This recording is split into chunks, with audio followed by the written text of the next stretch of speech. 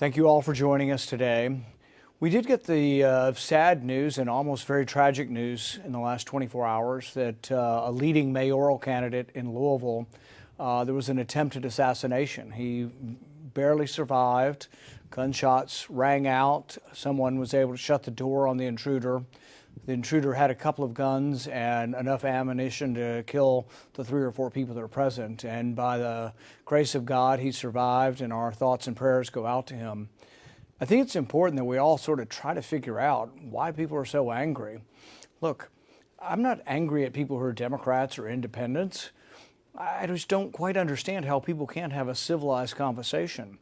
But as someone who's been on the receiving end of gun violence, of people taking to a baseball field to try to kill all of us because they thought they disagreed with us on health care, I just don't quite understand it. The current attempted assassination comes from someone who is a socialist and thinks that socialism is, what we should do for our country, but also someone who thinks that we should defund the police and take away the guns. The irony of someone who wants to take away our guns, taking a gun and actually committing gun violence is not lost on most of us. But also the idea that we would sort of, prevent violence by defunding the police. So here we have an advocate who's been in the streets of Louisville for the last 2 years talking about getting rid of guns and defunding the police and how terrible the police are and that violence comes from the police. The police are trying to protect us from people who are trying to kill us. The police are trying to protect us from people like this who tried to assassinate someone running for mayor. So we need to get over this this craziness that's out there about thinking that we should have no police. Look, I'm saddened by the calls to violence, but also the actual violence. A young teenage boy was killed at the bus stop in Louisville just months ago.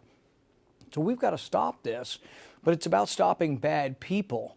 The guns aren't killing people, it's the bad people killing people. And so what we have to do is people like this who want to try to assassinate public leaders need to be separated from the rest of us so they can never encounter us again. They can never encounter people running for office and think that the answer is to kill someone. So I, for one, have spent the last year traveling around Kentucky trying to compliment our police. I've been to the Louisville Police Department several times, and you know what I found? I found policemen who rescued a 9-year-old girl who was snatched off of a bicycle, and God knows what would have happened to her. They stopped the perpetrator within 8 minutes. I mean, just incredible police work saving a young person in a community. I visited with 2 other policemen who brought down an armed gunman who was attempting to shoot one of the policemen. I mean, this is a bravery, but think of the families, the husbands and wives of these policemen who are risking their lives for us. In New York City, a young police officer recently died, and if you watched his wife at the funeral, you're just sort of overcome with, who are these people that want to defund the police? Who are these people that think we shouldn't prosecute people for crime?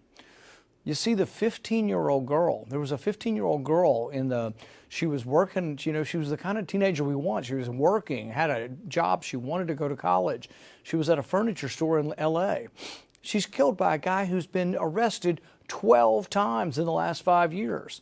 The last time he was arrested was for shooting at someone in a car, and he got out without bail. So we have to look at this craziness of violent crime, and I think we need to arrest these people and separate them from the rest of us. I'm still convinced that even the violence in Louisville, which has more murders per capita than Chicago, could be fixed if we didn't just let people go. We shouldn't just turning people back into the streets and saying, oh, we don't care if you were shooting a gun even though it didn't kill somebody. Attempted murder is a serious crime, and let's hope that the assassin who tried to kill one of our mayoral candidates is punished. Tried, jury trial, found guilty, but let's hope if he is found guilty by a jury of his peers that he is separated from us so we don't have to face this danger.